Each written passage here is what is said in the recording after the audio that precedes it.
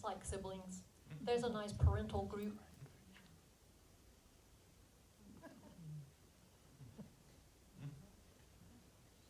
Still nattering at each other as teenagers. Here's a mother on the left trying to feed 7 babies on the right.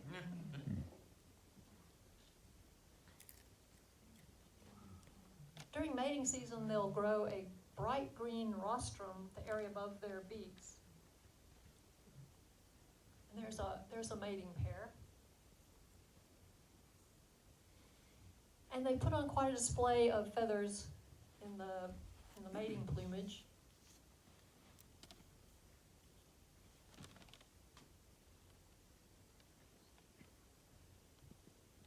These are kind of difficult to photograph. For every one that's clear, there might be 30 that are white blobs when you look at them.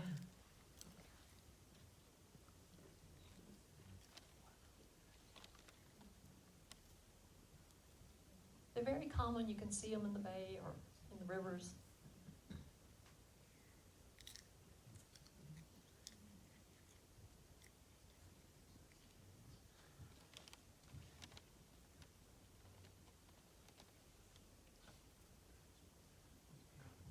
Here's a risk taker.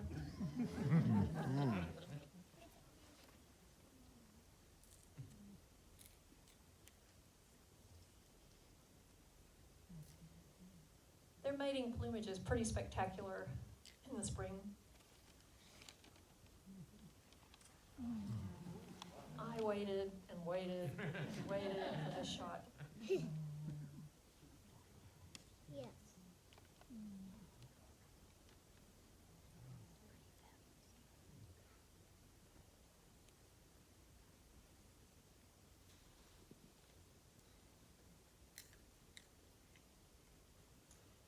These little blue herons were just north of the Bankhead Tunnel in a little rookery. And I'd go every week and stand on the roof of my friend's truck and shoot over the reeds down into a little rivulet. And one stomp on the roof meant ease the truck up 6 inches so that I could get the shot. So here is the mother with the eggs. Here are some hatchlings. What are they doing right now? They're not showing the Here, video. this is one of my favorite photos. It's the babies sort of looking out of the nest for the first time, kind of looking at the world. They're distinguished by their green legs, little blue herons.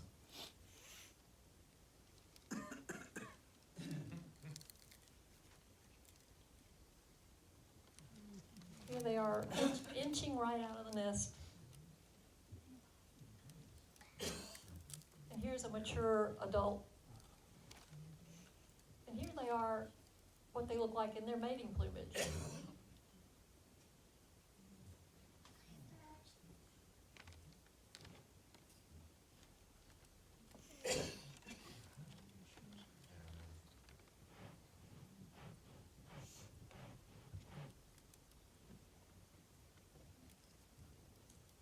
We have lots of anhinga, also known as snakebird.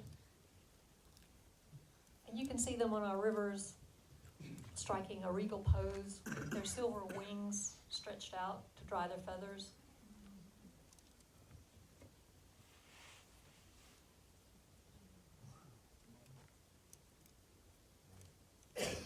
They're great fishers and they stab fish with that sharp beak.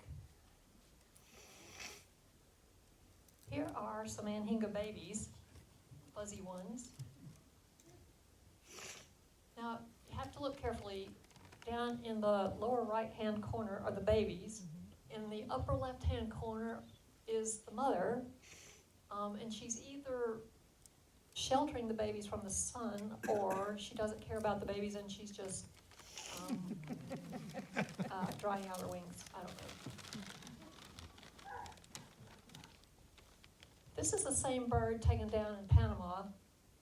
in full mating plumage. And I think maybe the Egyptians learned their eye makeup from this bird. Eye makeup. Makeup is like ketchup. We also have a similar bird, the cormorant. Some people call it coumaran. They're also great fishers. There's a cormorant tree up in Val River. They're more gangly than the anhinga.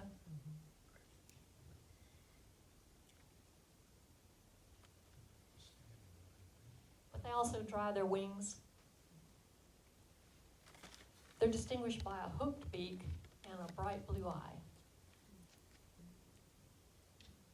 Sometimes we forget our backyard beauty in these cardinals because they're so common. Here's a little female.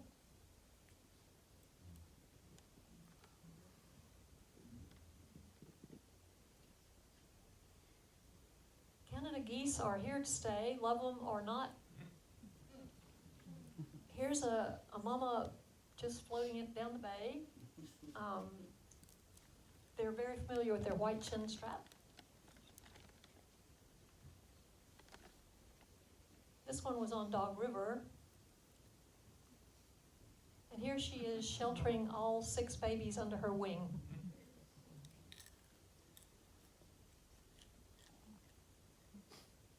I was lying on the ground to get this one.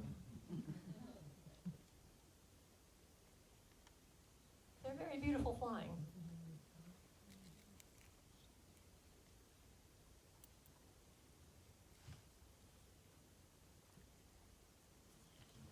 Our great blues move as beautifully as a ballerina dancer, but they can strike as quickly as lightning.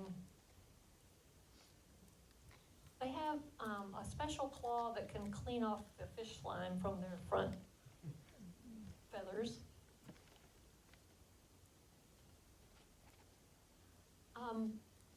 The male brings sticks to the female. If you look, the female's over here on the lower right-hand corner, and the male is bringing her sticks. She can either accept the sticks or reject the sticks to build her nest.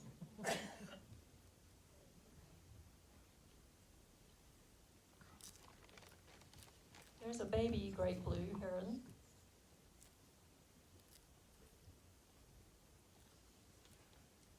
This is in the Mobile River.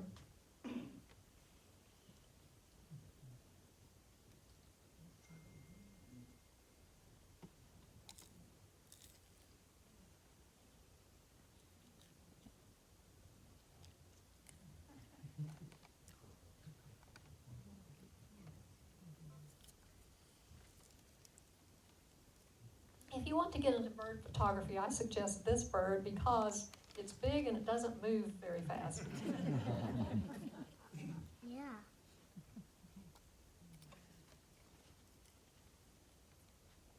Around every bend in the delta is an osprey nest. Can you imagine building that with no hands? They're like works of art to me.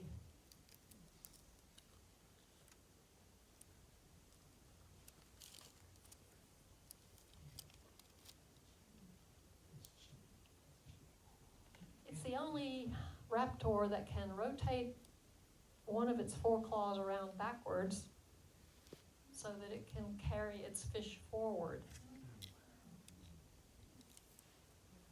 Gentlemen, the osprey eats the head, the male osprey eats the head and the entrails, and then he carries the best pieces of meat to his mate in the nest.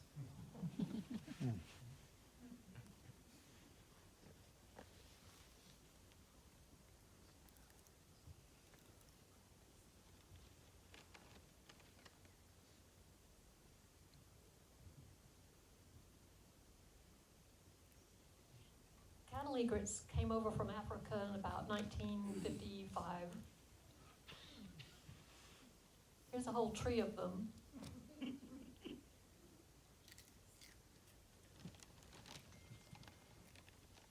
grow orangey yellow plumes during mating season.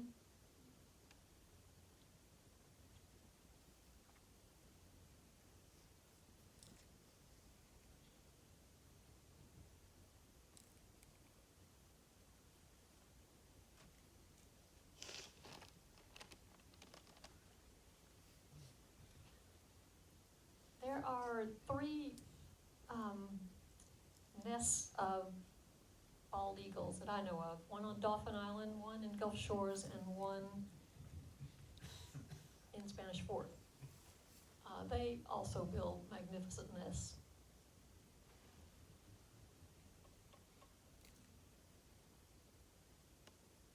Here's one taking some nesting material. This was in Spanish Fort. You have to go on a boat to see this nest.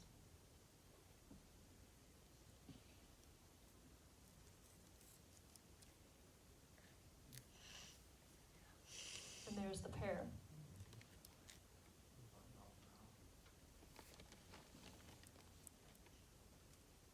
This is the one at the Environmental Center. He's wounded, but he's still proud and beautiful. Here's an adolescent eagle. Their heads will turn white after 4 years.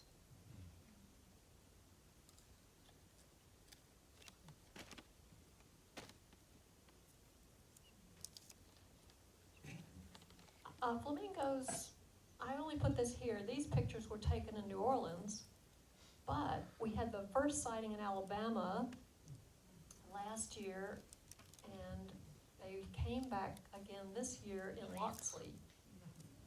So maybe they'll stay.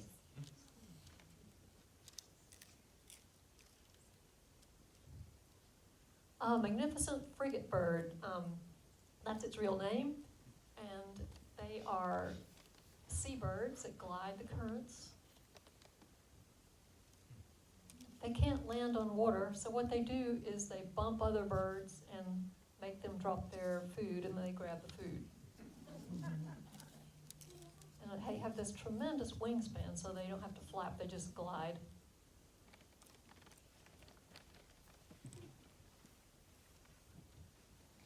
These are one of my favorite birds, little green herons. They're one of the most frustrating little birds. They do not want their picture taken. You get to 150 feet away and they're gone. They can stretch their neck up like a periscope. These are some baby green herons over in Summerdale. And a little bit older baby. Tricolor herons. They're smaller than the great blue herons, but this particular image took me about an hour to take because I wanted the eggs and the bird, and so it kept sitting back down on the eggs, and then I would wait, and it would stand up, and when it stood up, the leaves would flap in the middle in front of it, so I missed it again, so finally got this picture. They have pretty spectacular mating plumage.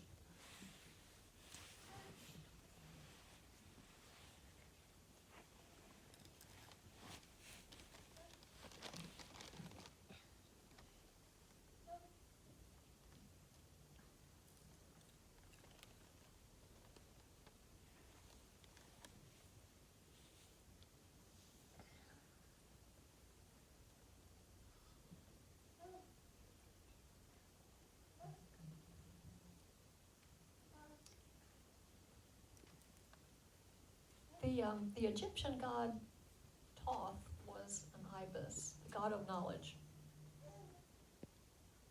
But there are no more ibises in Egypt because there's no water. But their loss is our gain because every afternoon you can see these gorgeous things, just ribbons of them floating down the bay. First time I saw it, it stopped me in my tracks. It was so beautiful.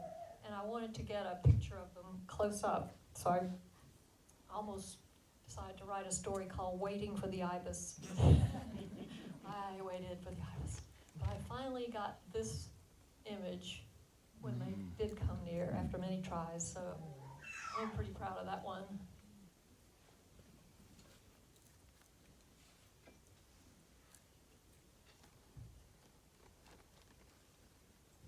Here's one up in the swamp. They are regurgitators for their babies. So here is the mother feeding the baby.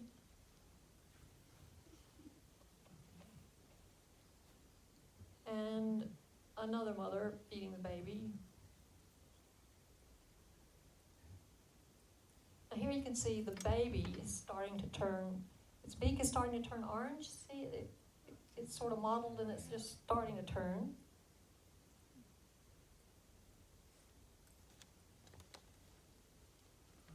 And here's one that's a little farther along. You see it's turning white and its beak now is fully orange or pink, whatever. And here's the fully mature one. We also have a glossy ibis. They're pretty rare to see, but we do have these. They're kind of that color.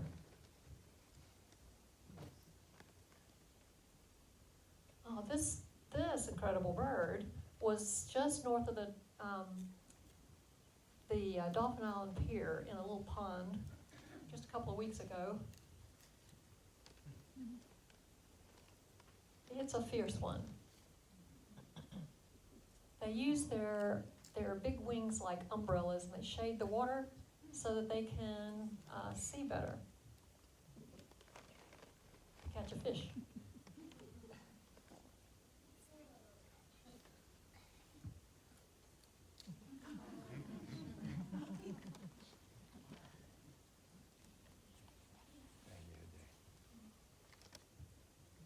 And they dance, they run and turn and jump.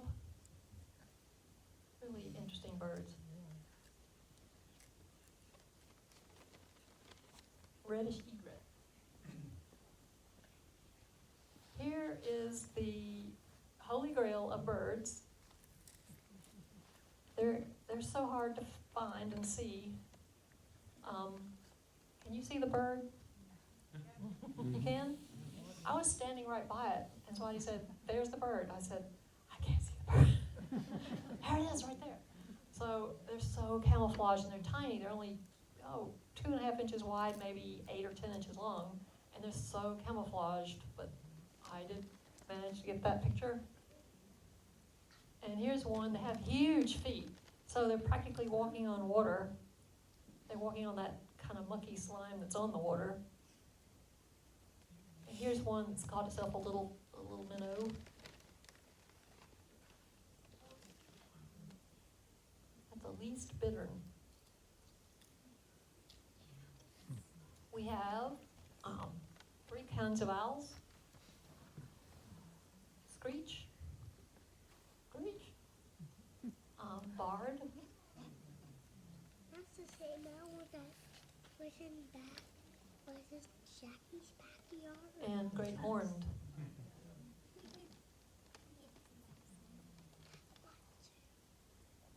Here's a baby that was in Daphne.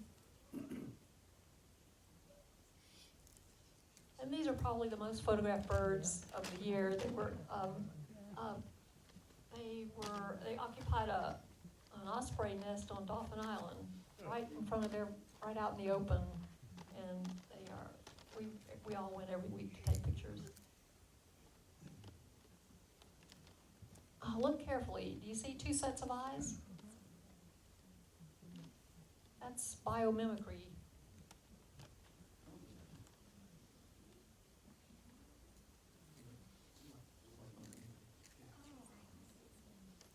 Can you see them? Mm-hmm.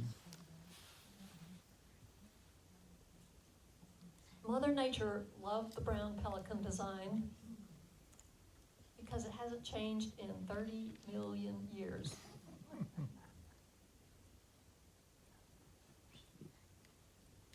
Here are 2, not quite adolescents, but not quite babies.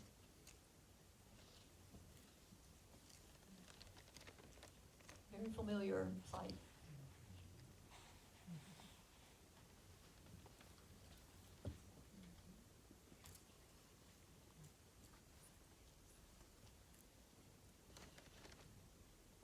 interact with people pretty well.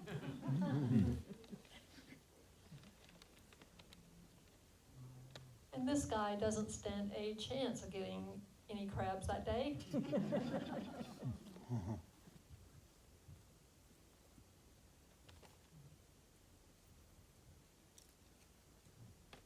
There was a peregrine falcon on Dauphin Island. This is the fastest creature on Earth.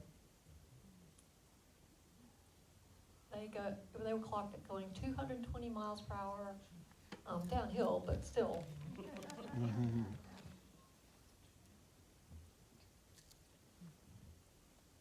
These are gorgeous to watch fly. They ride the currents and they capture insects on the fly. They hardly ever flap. Here's one that's caught itself a locust in the air. We all know the skimmers with their big underbite and lower jaw.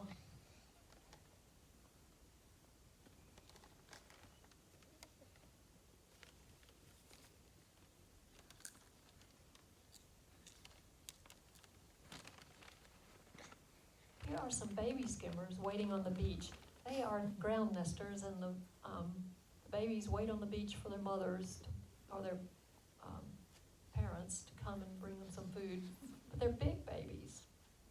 You can see here the parent handing off a fish to the baby. They often hang out with pelicans. And here you can see up close the big under mandible as it cuts through the water.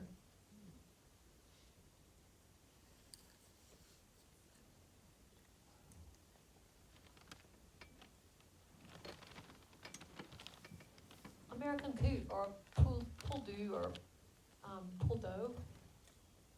It's not a duck at all. It's more like a rail. It doesn't have webbed feet.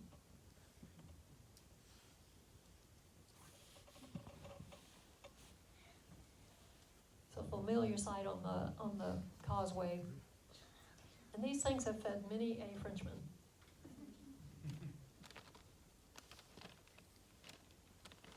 Here's the Cooper's hawk that was on the causeway.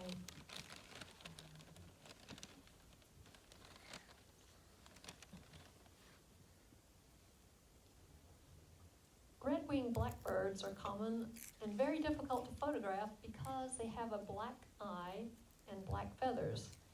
So the sun has to be right for you to capture it, and sometimes it is.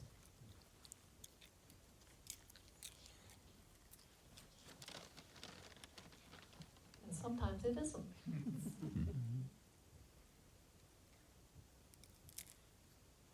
Clapper rail, you can hear these by the Dauphin Island Airport. I heard this thing for 5 years. And finally, it showed itself one day, but it redeemed itself because it came out in its big mating plumage, and it was very pretty, so I got that shot. But then this year, I saw my second one. This is normal plumage.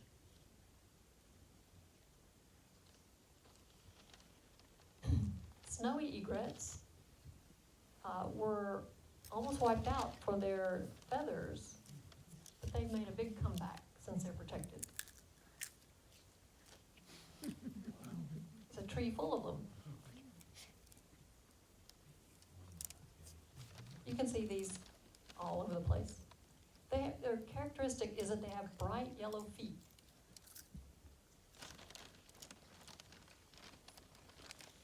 Dauphin Island, in the bay. That one's on Goat Island. See its yellow feet? Mm-hmm.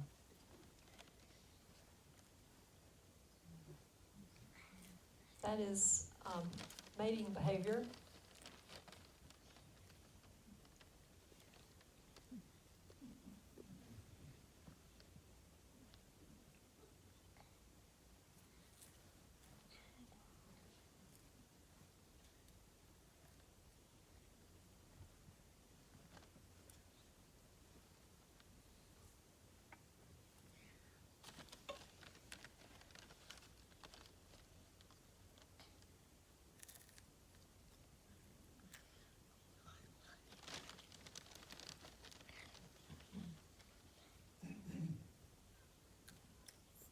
There's a scattering of spoonbills that come through Alabama every year. Spoonbill. When the word goes out, we're all there with our cameras. These were nesting in Florida. They do not mate for life. But they do mate they stick together for a season. So I guess you could say they are serially monogamous.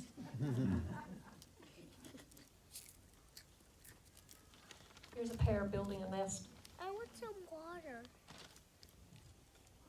and they like to clatter their beaks together. Here's some babies I was able to capture. They are also regurgitators, and I saw the baby with its entire head down its mother's throat.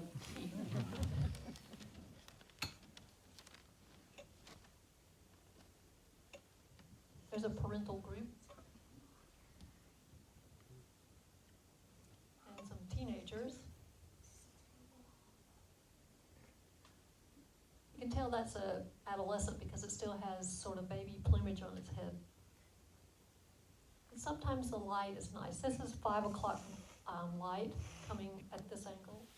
And when that happens, you can get good resolution.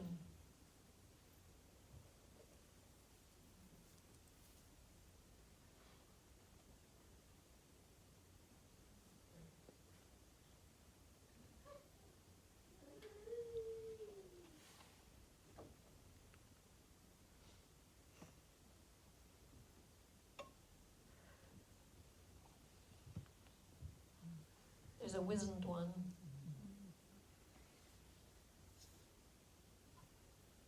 We have these black-neck stilts. They have the longest leg-to-body proportion next to flamingos. These were over by the waters, by the Bankhead Tunnel. Wood storks were endangered, but now they are only threatened, and they're making a good comeback. They nest in Florida, but they come through Alabama, and they've been seen in 40 counties in Alabama. Just recently, there were about 40 seen up in Hale County.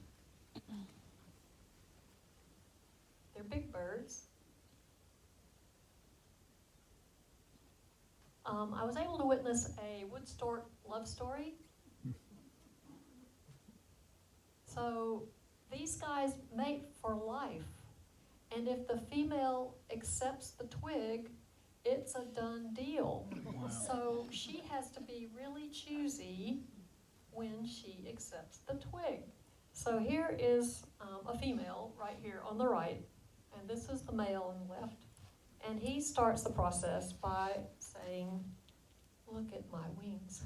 What do you think about these?"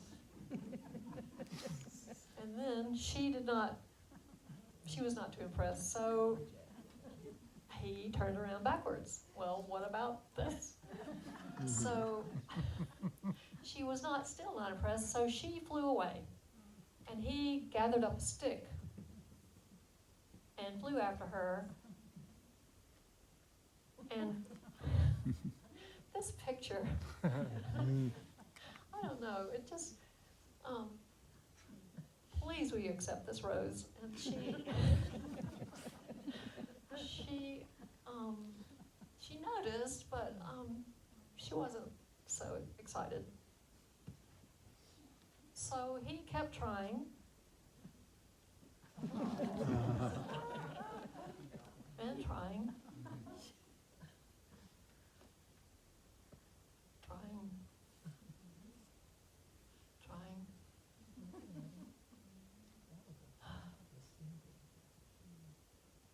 But finally he was successful, and he found someone, and they collect their beaks together. That's part of their ritual.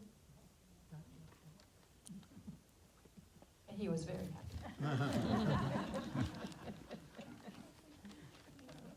And they built a little nest together. And they had babies.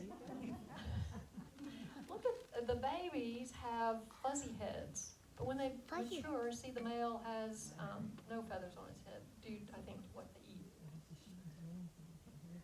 read that it takes 400 pounds of fish to raise one clutch of wood storks. And I saw them bring a fish to the nest, and let me tell you, that was some excitement. When they put that fish in there, they just went berserk. Okay, now we're going to spring migration, and this year was incredible at Dauphin Island. There were 3 what's known as fallouts. That is when the weather, see the weather up at the, weather's coming down, the birds are coming up. And so the birds get knocked down to the ground and more frequently. So you get to see them. And so when we see that situation, we all know it's going to be that. So we go and check out the migration. It has to be during the migration time. So that's a perfect situation for a fallout right there.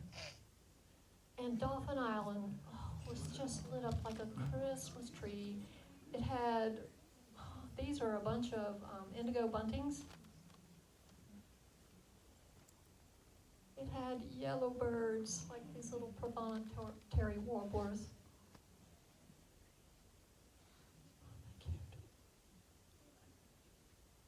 They look like little Easter peeps to me. Hooded warblers.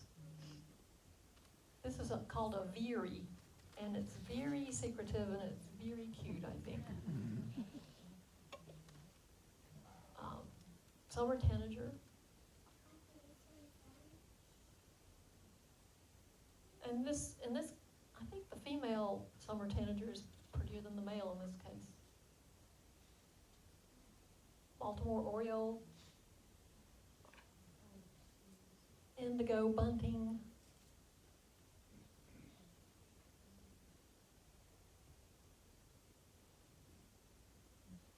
Ruby-throated hummingbirds who are on their way back now. They're very all over the place now.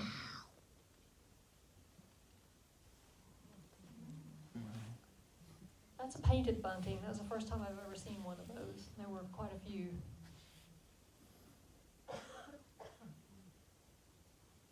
They stop and replenish and then take off again.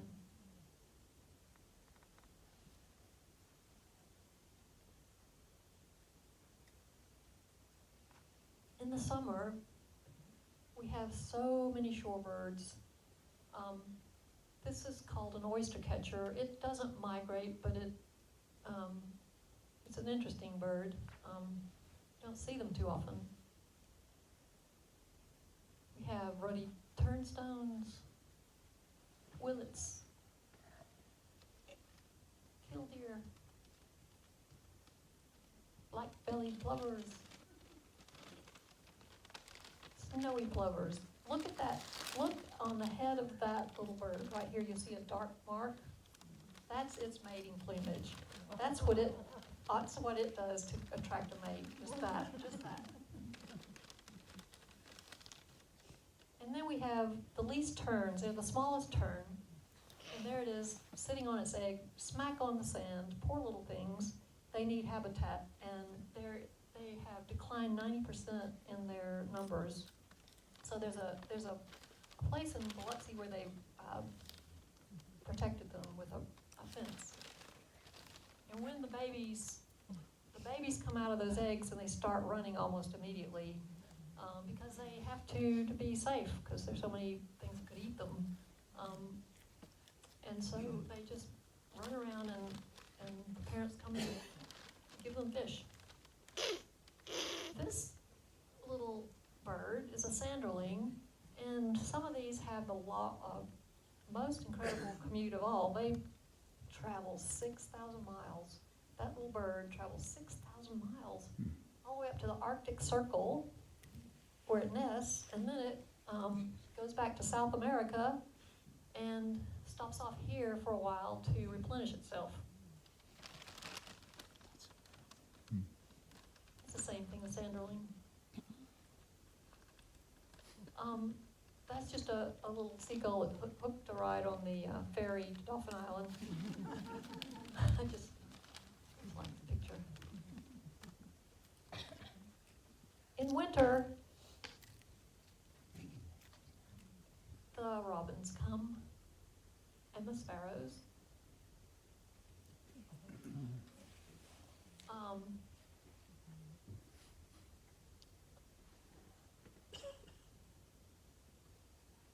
Help me out, Deborah. What are these? Purple Morton. Thank you. Purple martins gather in the winter, and then they collect on the Dauphin Island Bridge on their way out of here. And we have swallows, barn swallows, and cliff swallows, and they build their nests by spitting mud and making nests like this. This was taken under the Africa Town Bridge. And ducks. In the winter we have ducks, so many beautiful ducks, wood ducks.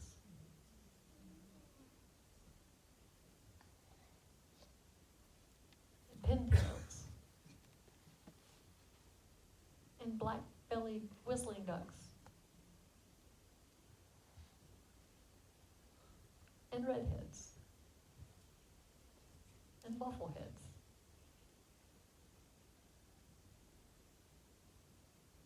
And American widgeons. This is up in the Delta where just so many birds come through our beautiful Delta.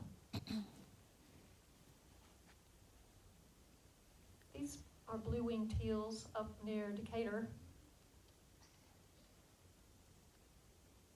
And these are white-faced geese up near Decatur. Also, up there in January, we have sandhill cranes.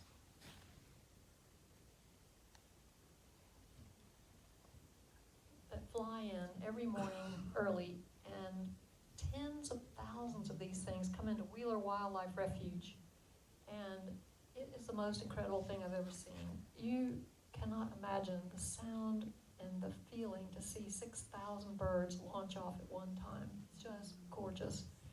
I hope you go up there one time in your life and see this in January. Sandhill cranes, Wheeler Wildlife Refuge.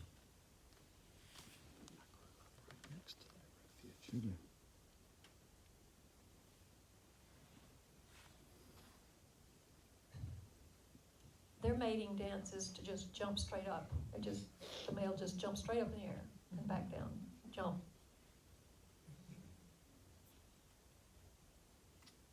White pelicans come in the winter, but they're very different from our local ones. Much bigger, much warier. And they hunt in groups, all heads up and all heads down at the same time. They cooperate. Very interesting. They don't let you get too near though, but you can see them out in out in drifts on the causeway in the winter.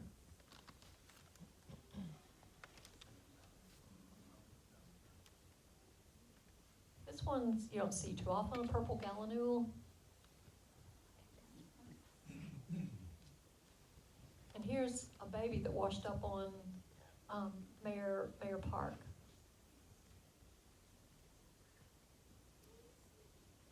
Okay, now we're going a little to more southern latitudes. We're going down to Costa Rica and Panama, where there are so many birds. Birdie land. Black-chinned parrots. I waited until they looked like they liked each other, but they don't really like each other.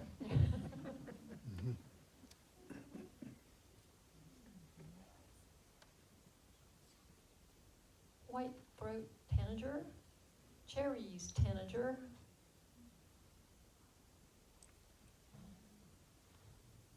blue-gray tanager,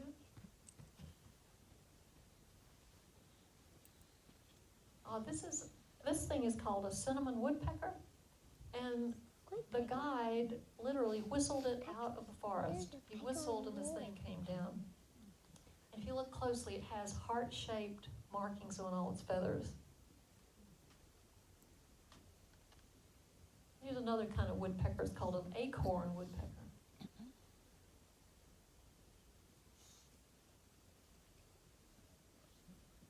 That is a wood rail. red macaws. It's so nice to see them out in nature and not chained up. Mhm.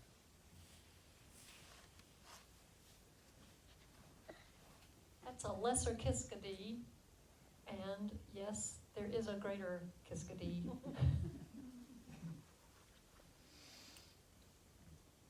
That's a Chlorophonia with this little blue necklace. And a flame tanager. And a golden hooded tanager. And there are all sorts of kingfishers. We have one kind over here, but they have about 5 kinds. My knees and my arms are cold. Here's one who caught a fish that it tried to eat, but it could not get that fish down.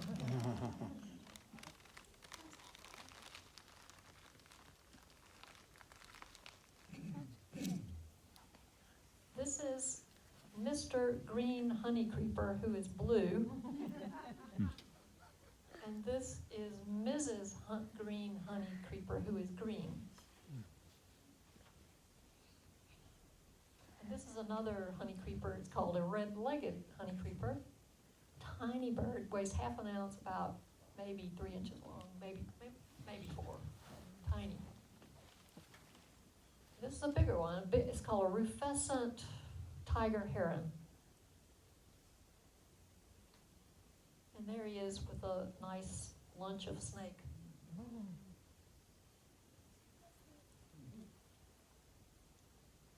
And there are so many hummingbirds. I was very lucky to see this one on a nest. This is called a volcano hummingbird. It's the smallest one I've ever seen. It only lives in the mountains in the middle of Costa Rica. And it's about as big as a moth, a big moth. And only lives at elevations of about 3,000 feet. So I was very happy to get that one. This one I like because it has the tail feathers spread out so you can see. This one, I saw that branch, and I aimed my camera at the branch because I knew one would come along, so I waited and waited. And sure enough, he came along.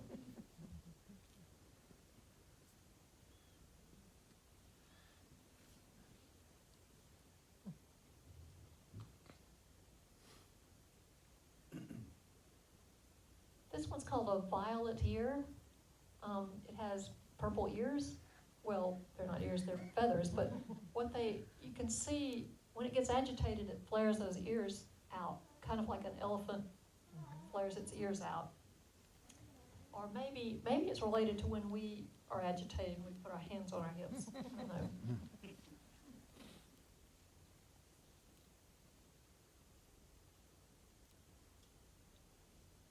There are only 100 pairs of green macaws out in nature.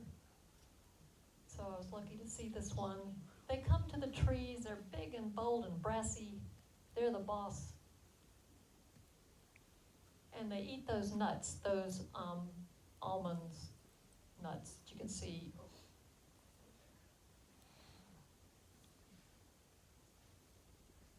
I was just able to capture this. As it flew away, you can see that bright blue. You can't see it if he's just standing, but the wing is bright blue when it flies.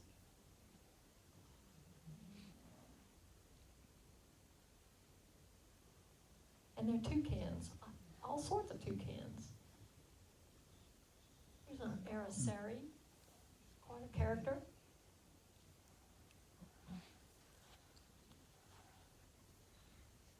And the rainbow-billed toucan. When this thing flew out of the trees, all the other birds disappeared. But he liked to pose. He looked to the left. And he looked up. He looked to the right.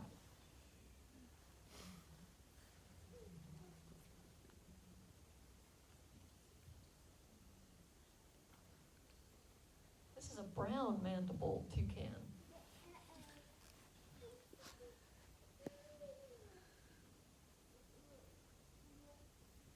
and a toucanet. It's smaller and green.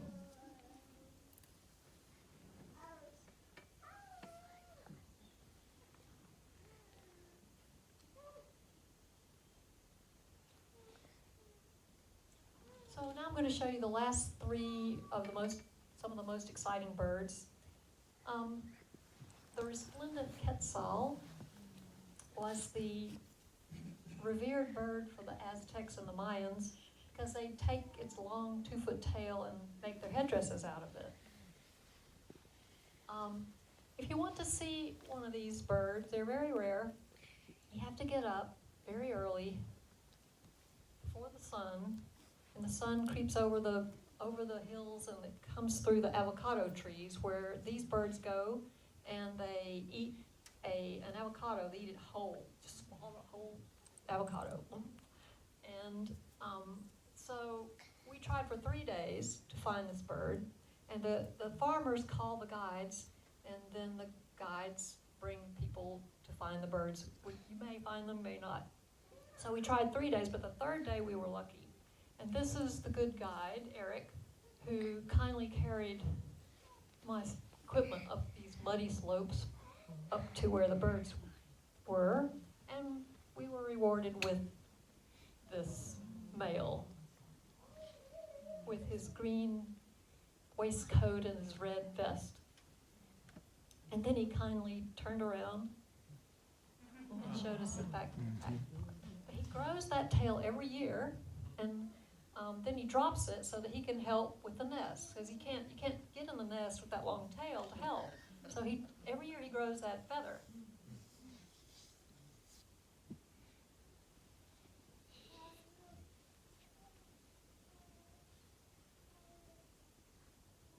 So this is in Caña Negro, in the Rio Frio, up in the northwest corner of Costa Rica.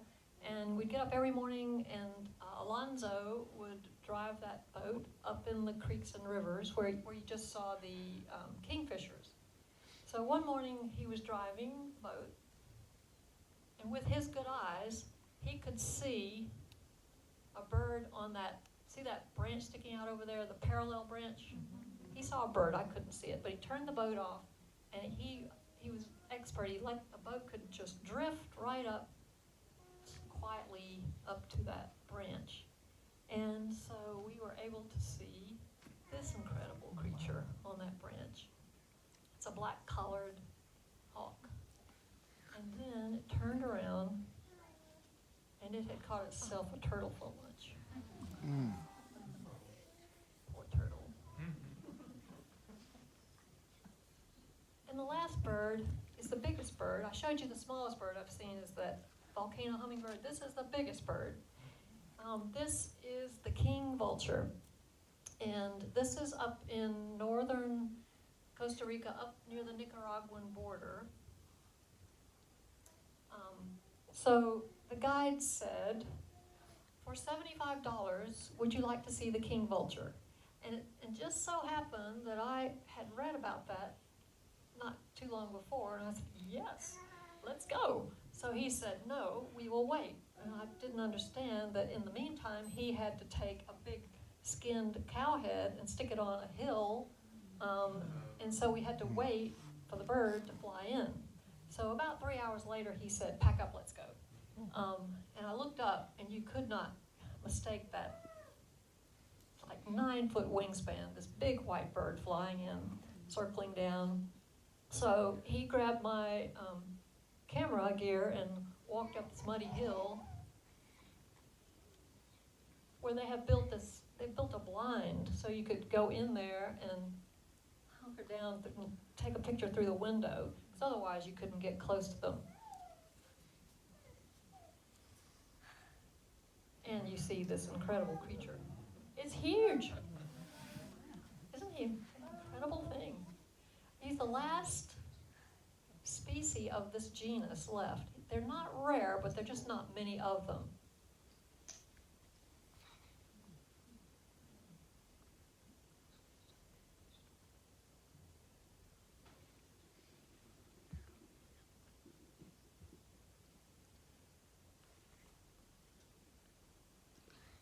show you the relative size. Those other black birds on the side, those are regular vultures. You know how big our regular vultures are, right? So this is way bigger. It was about. And as it ate, its belly got bigger. And bigger.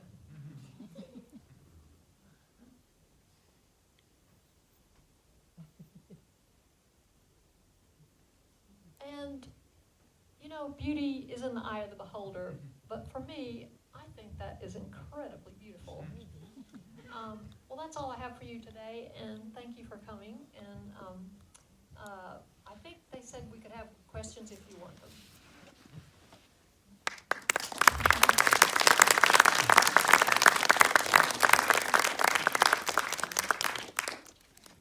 Okay, no questions? Good. Don't you have a book? Don't you have a book? Don't you have a book? A bird book? No. You're going to. Thank you. That's sweet.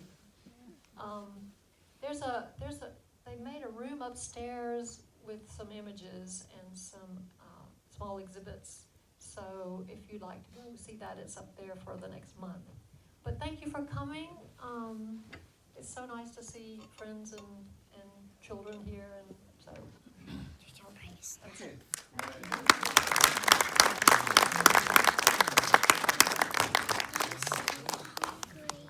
Do you plan to make a book out of these pictures?